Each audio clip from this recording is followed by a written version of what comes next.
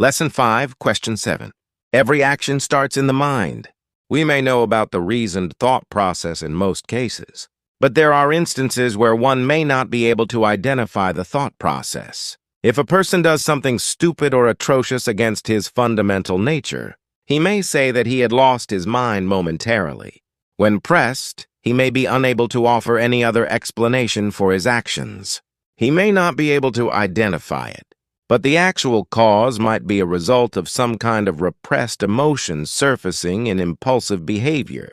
Impulsive behavior is a result of emotive buildup and appears as sparks in our mind, leading to instantaneous rational or irrational behavior. The conscious mind may not be able to discern and identify the logic or the rationale behind many of our actions. Though mankind is endowed with rational thinking, irrational actions happen often.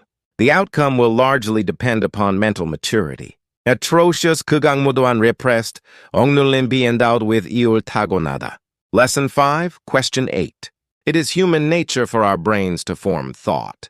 Patterns, neural pathways, or so-called rivers of thinking to get through our daily activities.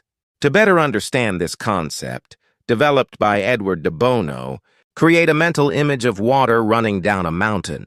It may start as a series of slow drips or scattered streams, but the water eventually comes together and flows in the same direction, creating deep grooves or pathways over time, even cutting through rock and creating gullies. These pathways are a good analogy to what happens with our thinking. We develop deep mental pathways that influence how we interpret information, what we see in the world around us, and how we respond. It's not all bad. These rivers of thinking help us extract order, make quick decisions, and create expertise. These patterns are why we can go through our morning routine without much thought, or drive to work without directions. They help us survive and are essential to how we work and live. 그룹홈 가늘고 길게 패인 곳 굴리 골짜기 작은 협곡 analogy 비유. Lesson 5, Question 9. The emerging power shift, where smaller and edge players are gaining more visibility, and voice is particularly important to children and youth.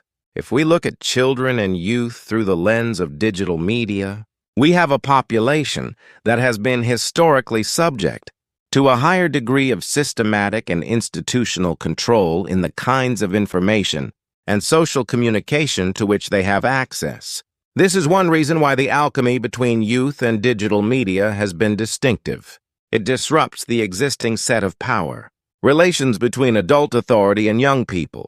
While many studies of children, youth, and media have for decades stressed the status of young people as competent and full social subjects, digital media increasingly insist that we acknowledge this viewpoint. Not only must we see youth as legitimate social and political actors, but we must also recognize them as potential innovators and drivers of new media change.